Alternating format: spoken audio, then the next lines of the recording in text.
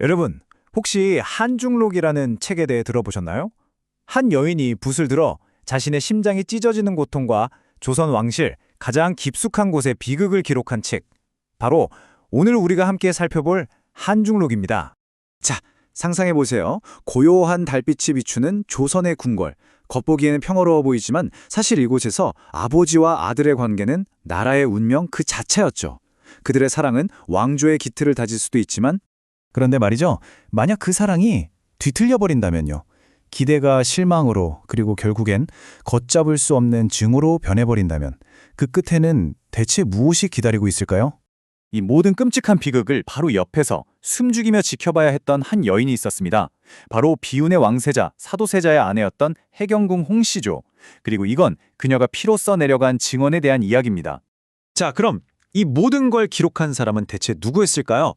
이 역사라는 폭풍의 한가운데 서 있었던 여인, 해경궁 홍씨. 그녀의 이야기부터 한번 시작해보죠. 네, 바로 한중록인데요. 글자 그대로 풀면 한스러운 마음을 담은 기록이라는 뜻이에요. 이게 왜 특별하냐면요. 왕이나 사관이 쓴 딱딱한 공식 역사가 아니라는 점이에요. 한 명의 여성, 이제 아내, 그리고 어머니의 시선으로 어쩌면 역사가 감추고 싶어 했을지도 모를 그 진실을 담아냈거든요. 정말 놀랍게도 그녀의 이야기는요, 겨우 9살의 나이에 시작됩니다. 생각해보세요. 9살. 한창 부모님 품에서 어리광 부릴 나이에 그 거대하고 차가운 궁궐로 들어가야 했던 거예요. 해경궁 홍씨는 세자빈이 되는 그 순간부터 어쩌면 평생 벗어날 수 없는 운명에 갇히게 됩니다. 바로 남편인 세자와 자신의 가족, 친정 사이에서 말 그대로 찢겨야 하는 운명이었죠. 이게 바로 앞으로 닥쳐올 모든 갈등의 시작이었습니다.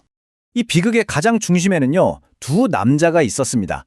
완벽한 왕이 되고 싶었던 아버지, 영조, 그리고 그 엄청난 기대를 온몸으로 감당해야 했던 아들, 사도세자. 이 둘의 관계에서 모든 비극이 시작됐다고 해도 과언이 아니죠. 이 비극의 씨앗은요, 사실 아버지와 아들의 너무나도 다른 성격에서부터 시작됐어요. 영조는 평생 자신의 출신에 대한 컴플렉스를 가지고 있었거든요. 어머니가 낮은 신분이었기 때문에 그걸 극복하려고 아들에게 강박적으로 완벽함을 요구했던 거죠.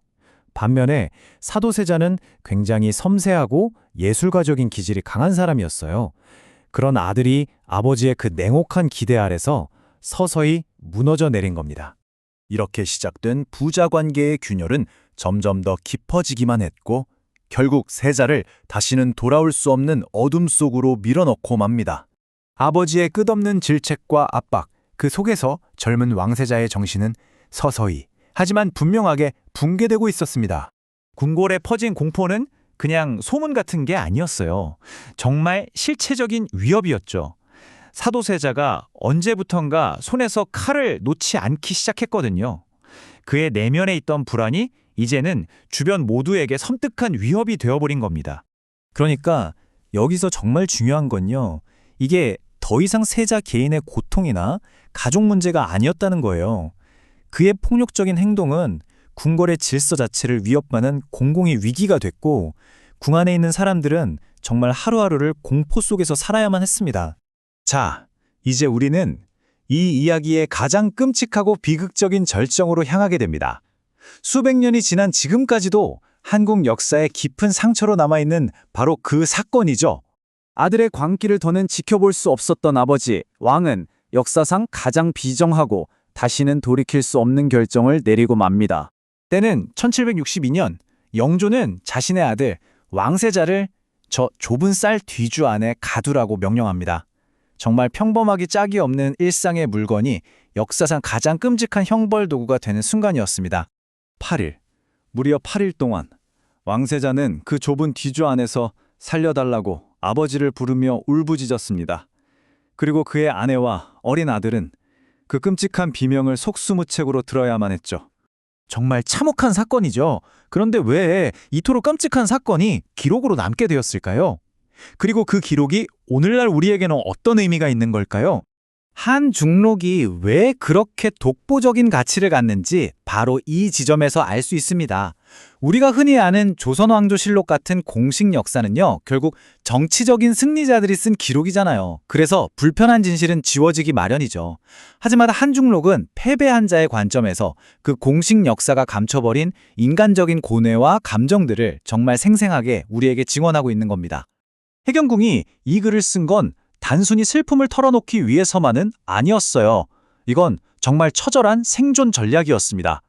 남편이 끔찍하게 죽고 난 뒤 그 냉혹한 궁중 정치판에서 살아남기 위해서, 또 자신의 아들, 훗날 정조임금이 될 아들을 지키고 왕위에 올리기 위해서, 그리고 역적으로 몰린 친정 가문의 명예를 회복하기 위해서였습니다.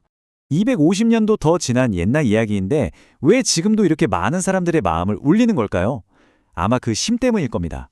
보세요. 지금도 수많은 영화와 드라마, 또 소설로 계속해서 만들어지고 있잖아요. 우리 역사 교육에서도 빼놓을 수 없는 아주 중요한 텍스트가 되었고요. 이 이야기는 여전히 살아 숨쉬고 있는 겁니다.